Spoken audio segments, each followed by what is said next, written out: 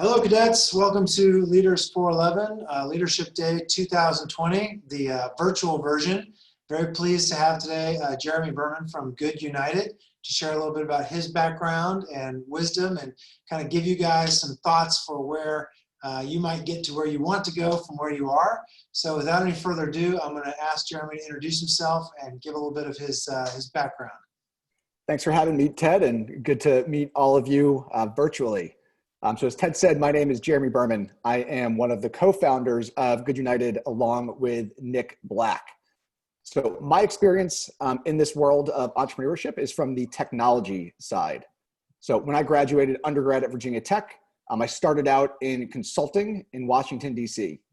And during that time, I learned a ton, but I was never very passionate about the work.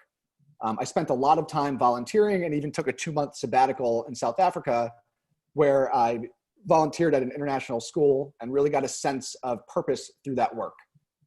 So that led me back to business school, where I met Nick Black at UNC. At business school, Nick and I were one of maybe 10 people that were there in a non-traditional career path. So we were looking to do something ourselves, and almost everyone else was there for investment banking or consulting or marketing.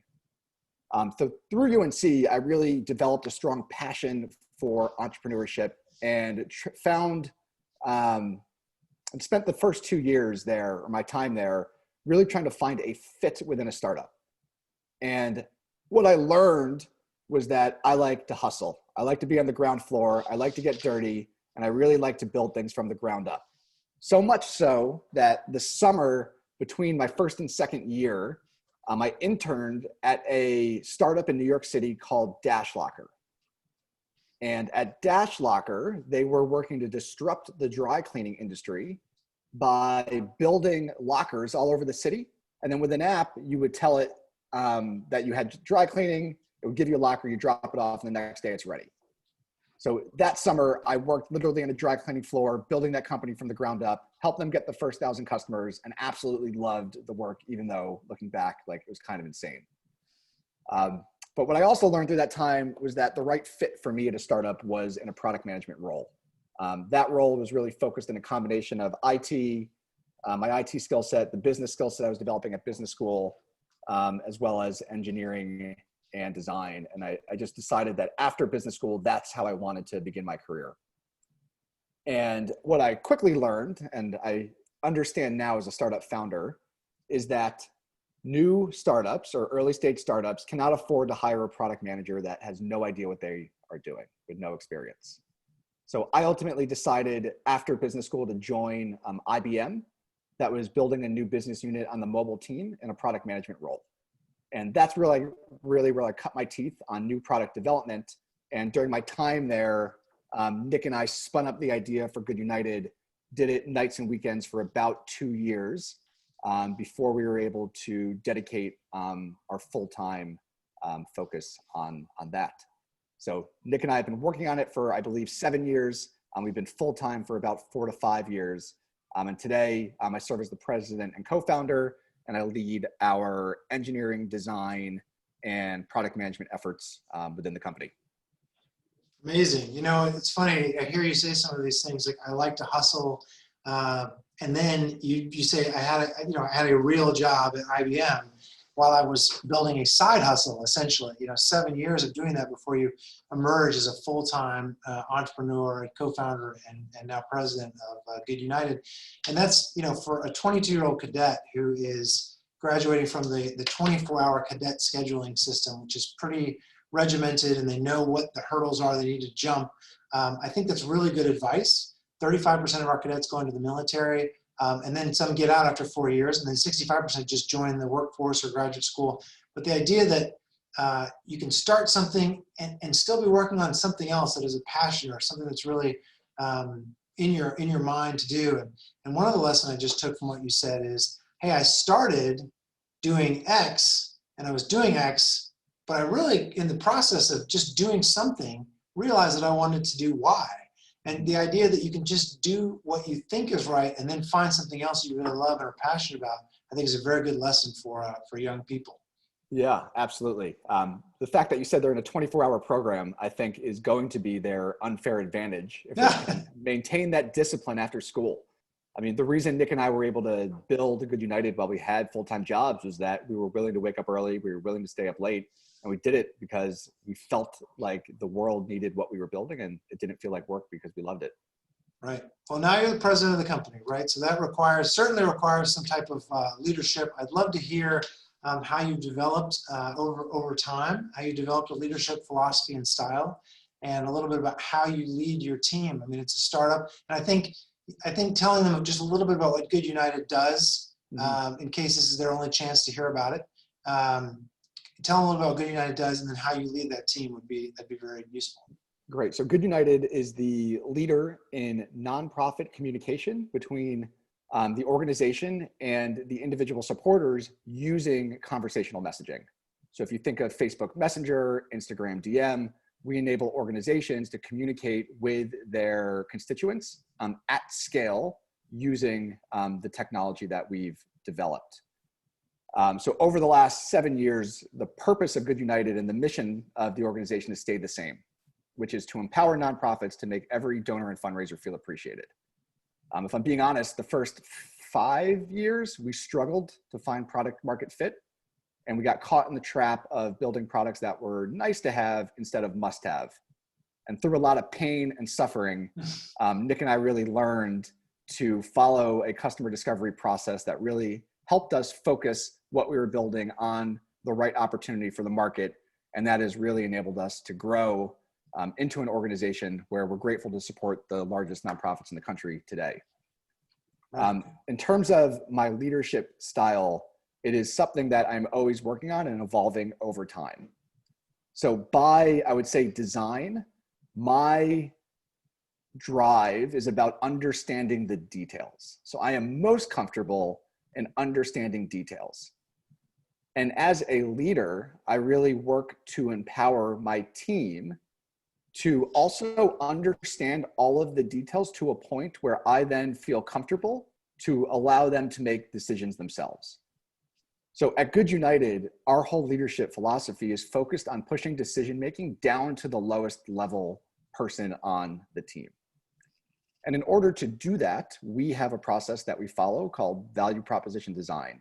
And what that empowers the team to do is to come up with hypotheses that they believe can help change the trajectory of the company.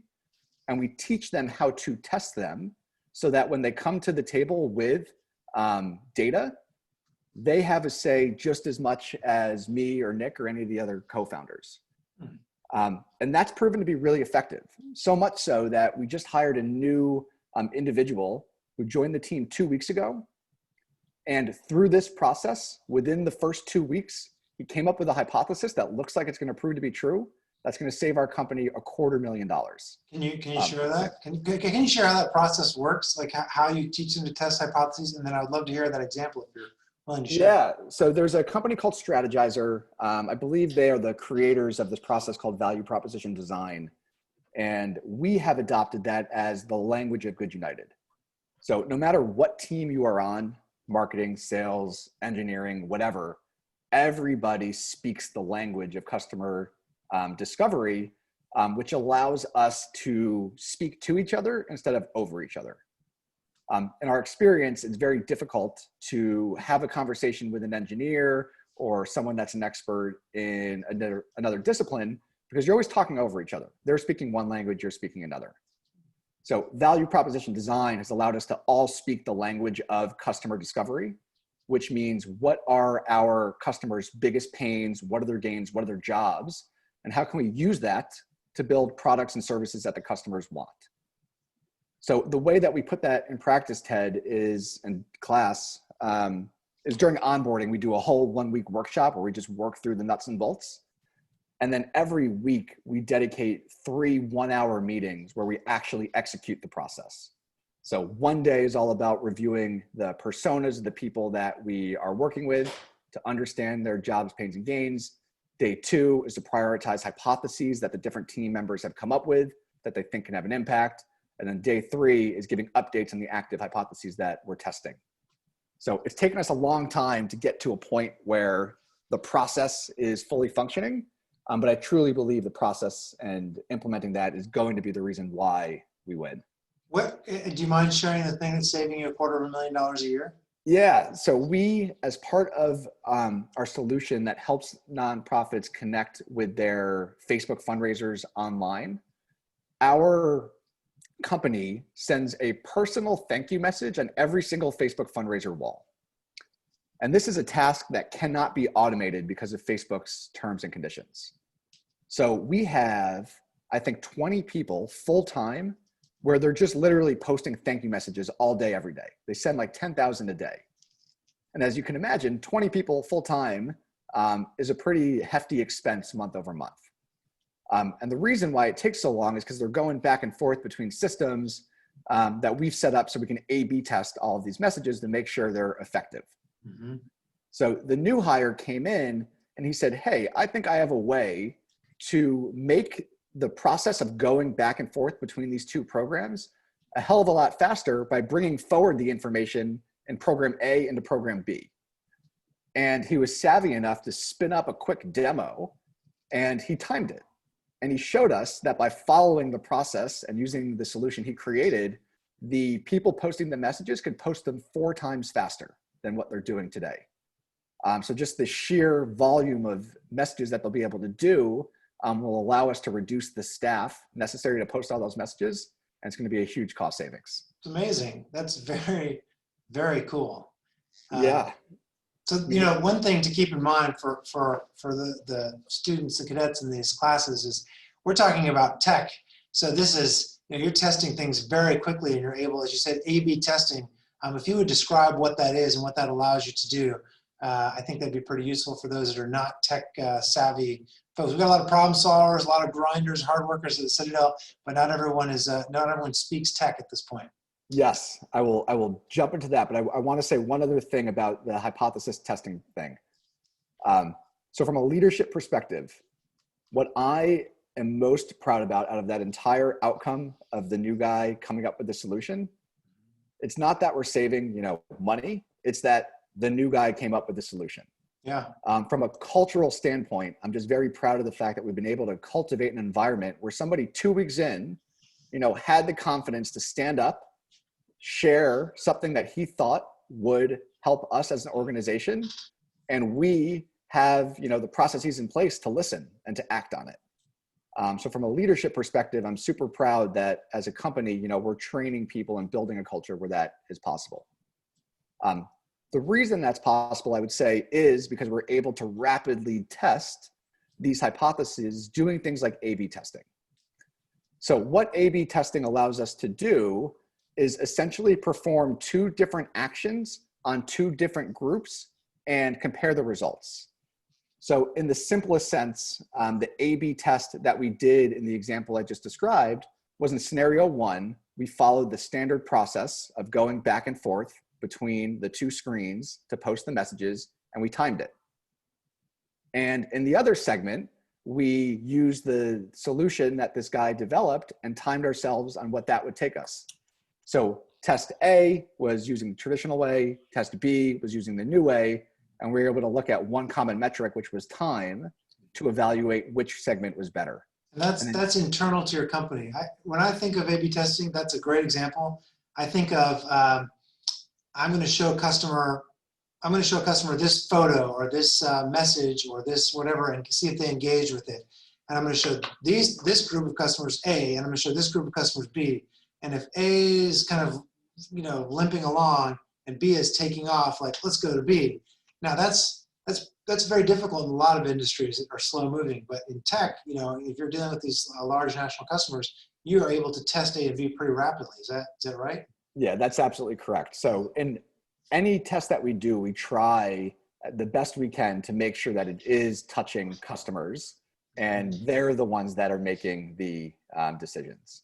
Are you able to say, I should know from your website, but are you able to say who some of your national level customers are, who you're serving through Good United, who you're helping? Yeah, so we're very grateful to work, as I said earlier, with the largest nonprofits in the country. So the Wounded Warrior Projects, American Heart Association, American Cancer Society,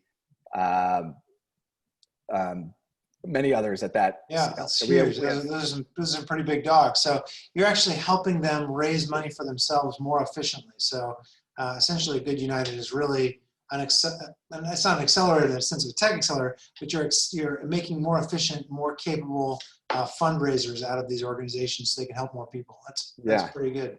And that is what drives us as a company. The fact, not that we're making them money, but we're giving them money to accomplish their mission. Now, when you talked to this fellow or person you just hired 2 weeks ago, what do you look for in new hires? You know, these are cadets who are about to step out into the real world. Many of them are going to be employed for the first time. 65% not joining the military. As an employer, what advice would you give these folks as they approach the working world? Yeah, there's 2 skills that anyone can have, but very few people do. It's initiative and it's perseverance. So we get a lot of applicants for every job that we post, and it's very easy for us to, very quickly disqualify, 90% of the resumes that come in. Because when we look at them, we can very quickly tell they did not put any thought into why they are applying to our company. So what I first look for is initiative, right? Did you, in the simplest sense, write something personal that speaks to the organization? That's the baseline. What I'm more impressed with, though, is when people go out of their way to track down someone at our company, me, Nick, whoever, and get their attention. I would say Charleston is a very friendly city, and almost anyone that I've asked for coffee to share feedback or to give me advice has always done it. So I love when people take the initiative to get in front of me or someone on my team because it shows that they're willing to hustle. From the perseverance. Go ahead. Sorry. No, I was just going to say that, it's funny because I think of our cadets as having have perseverance or determination in spades. They have already, by graduating from the Citadel, demonstrated a level of perseverance that is something different than graduating from a non-military academy or a school that's not as difficult as the Citadel. They've got perseverance. They know how to get to grind through. But that initiative, I think it's great advice because you're essentially, you're not saying don't be cautious. Actually, take the risk, take the initiative to contact someone inside the company, not necessarily just the HR rep, but the person in the division you want to work for. At the startup, contact the chief operating officer, even the president, the co-founder. I don't know how many phone calls you're going to get out of this, but the fact is, you're right. Reaching out is not perceived as negative. It's proactive and curious. Totally. And what I love most, and this is a tip that I would give, not for the first meeting, but as you build a relationship with the person, is don't ask how you can help, because that puts more work on the person, right? I know it's a good intention, but when people ask me for help or how they can help, I just perceive it as more work. I got a million things I got to do. But if you go the extra mile and not only find an opportunity where you can help, but you tell me the plan that you're going to execute in order to get that job done, it makes the decision-making process of whether we should bring you on 10 times easier, because we don't actually have to do the work to say, all right, if we bring you on, what are you going to do the first 30 days? You've already put in the work and told me what you're going to do, and we've agreed that it's important through our conversations. That is just terrific advice, because particularly for a startup, there's so many things that need to be done. You're not putting an extra onus on the person, extra burden on the person who you're asking, but also, you're able to create you're able to say what you would like to do. You not only are you helping the company by identifying a problem and saying I'm going to apply myself, you're saying that's something that speaks to me. I think I'm capable of doing. You're demonstrating confidence and you're demonstrating initiative. I think that's really excellent advice. So yeah, 100%. So all right, we were both young once. You're younger than I am, but at the age of 22, sitting in that seat, getting ready to leave the real world. What to just kind of wrap this interview up?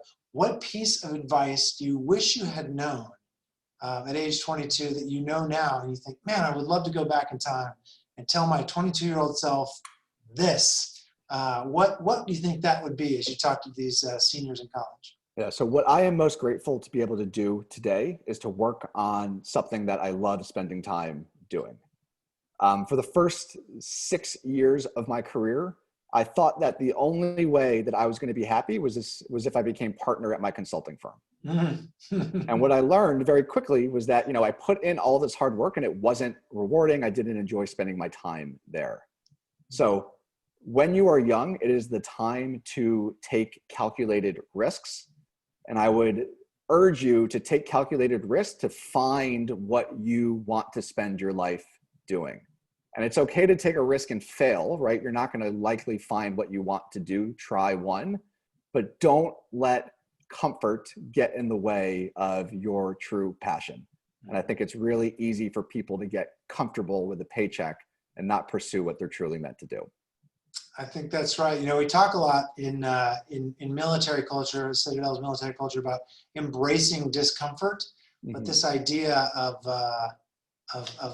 choosing something yourself, not embracing the discomfort that's given to you, but there is a discomfort in leaving something comfortable and going and doing something that you choose for yourself. That's really great advice.